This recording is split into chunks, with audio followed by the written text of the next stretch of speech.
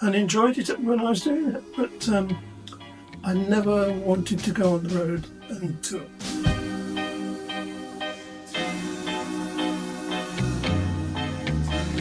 That was done at 4-Track Studio in Southern. And it was John Maxwith was the engineer. It owes a great deal to him.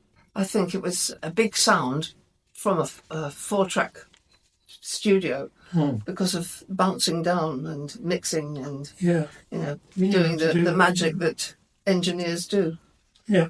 This is the Flower Pot Men cutting from Record Collector, but this is from May 2005.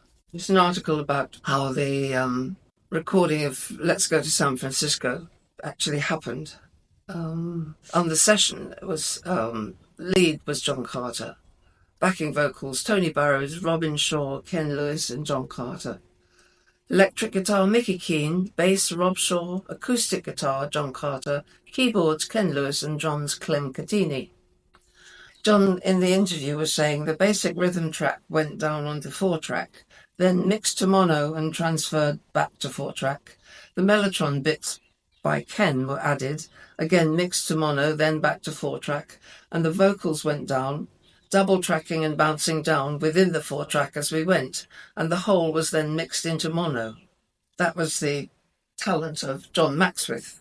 He says in the interview, some years later I went back to those 4 tracks and did a stereo mix, but that's a different story. We'd written the song and got a finished master within 3 days. You could work that fast when you're excited about a project.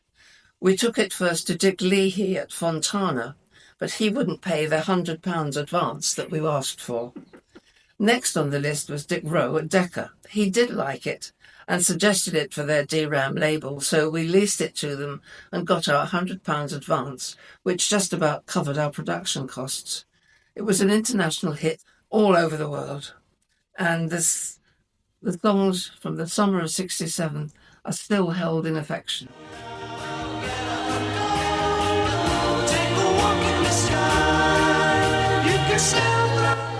I've got some 45s from the original recordings.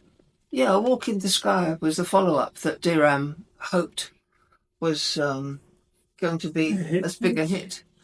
But that was released in November '67. It wasn't a big hit. It was quite popular. It was, I think, number 4 in Holland. It was popular in Europe. Yes.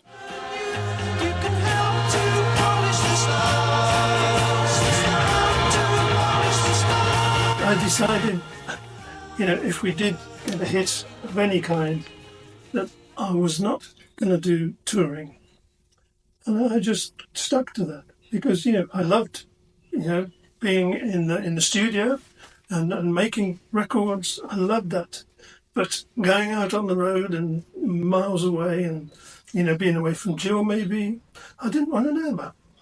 But when it came to, going around the country, I decided I didn't want to do that. Well, I can say that I sang the lead vocal on all of those records, I think, and enjoyed it when I was doing it. But other people were saying, why don't you go on there?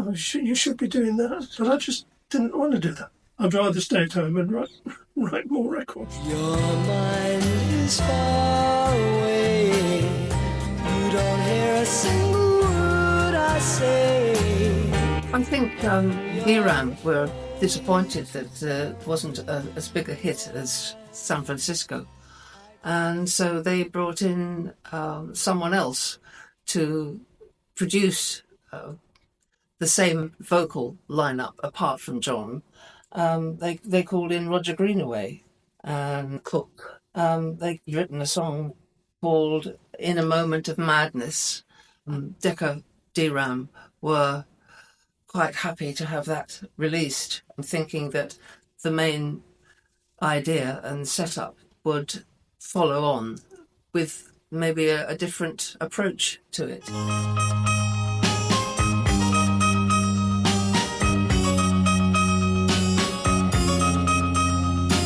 It was billed as the Flower Pot Men, although it wasn't John singing. It was the touring guys, and it was written by Roger Greenaway and produced by Roger Greenaway in an effort for Deram to try and recapture the magic of Let's Go to San Francisco, but that didn't happen.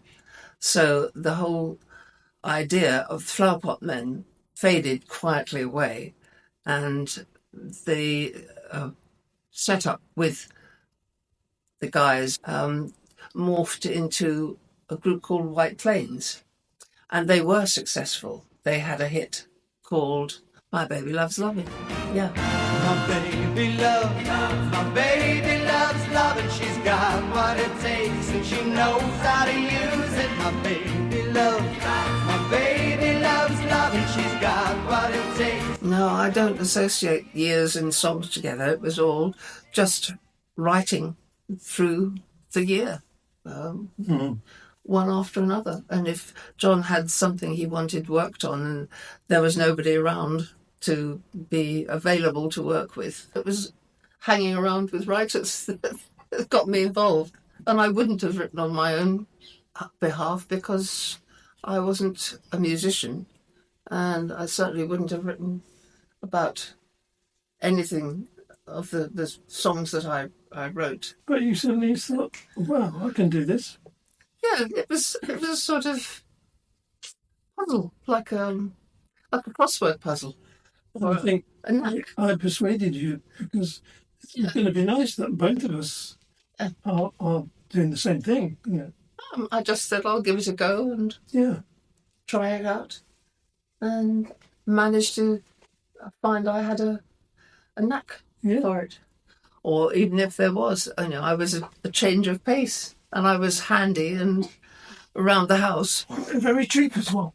Very cheap. Happiness and rainy days very often go together. Happiness and rainy days. I don't care. At that time, I was writing lots of songs with different people because, I felt that different people had a different idea of different kinds of songs. Russ Alquist, Peter Bamfather, Stevens, and Ken Lewis. It was session guys. And the people around it, so... Yeah.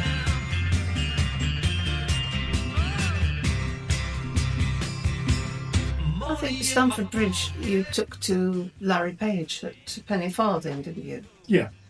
We were writing, John and I and Peter Barnfather were writing together. Peter Barnfather was employed by Southern in his, general capacity as a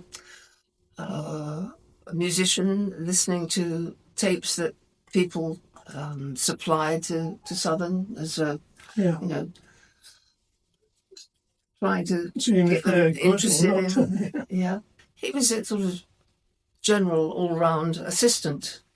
He actually, when we got ourselves an office in Soho in Old Compton Street, he came to work for us then, and we made a little compact group of, the three of us. Tomorrow could be the first day of your life.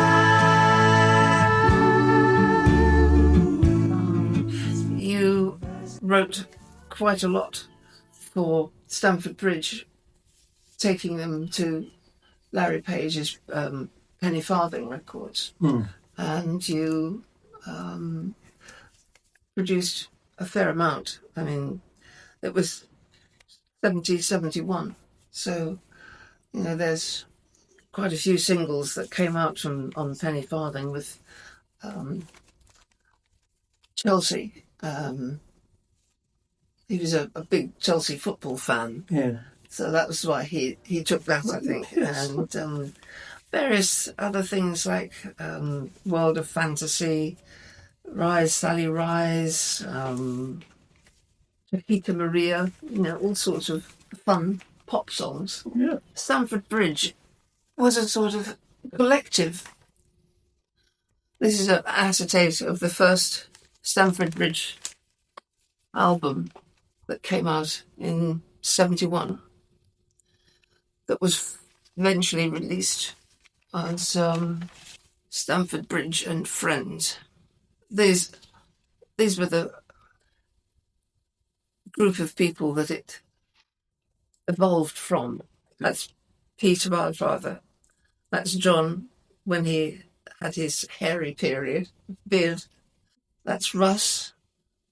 These are the backing guys. Gone Arizona, gone Arizona, gone Arizona, lost and gone Arizona, gone. These are track listings for the 2 Stanford Bridge albums, Come Up and See Us Sometime and The First Day of Your Life. And that's the list of the people involved in the actual recording. Richard Hudson, John Ford, Barry Kingston and Mickey Keane. I wrote a few songs for Stanford Bridge that were used on the Stanford Bridge second album, I think. First Day of Your Life, that was written with you and Peter Farnfather. Mm-hmm. And Arizona, Lost and Gone, one of my favourites. And Move Out of Town. I think that was all of them. And the rest you'd written with Russ Allquist or Peter Barnfather.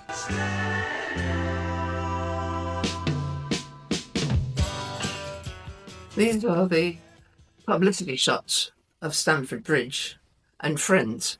I think they're more friends than actually were in the group Stanford Bridge.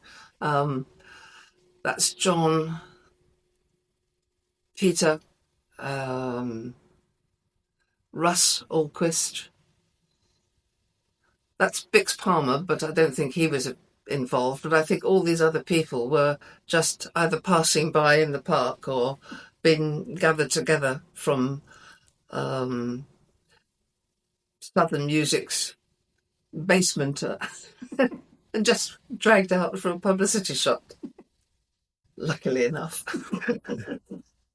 This looks like another group of ragtag passers-by for promoting the Chelsea Stanford Bridge single. That's Peter.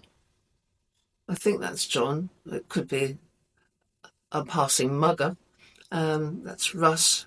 I think probably there are more people in this photograph than actually were involved with the record. The other one was just total strangers. Yes, this is when the whole thing started. Gosh, I remember this. Yes. Good old Southerners. In the charts. Placed into the charts at number 22. Quite low, isn't it? That looks like me. I recognise the beard. And I haven't seen it for a long time. Gosh, wonder what happened to it. Probably Jill nicked it somewhere.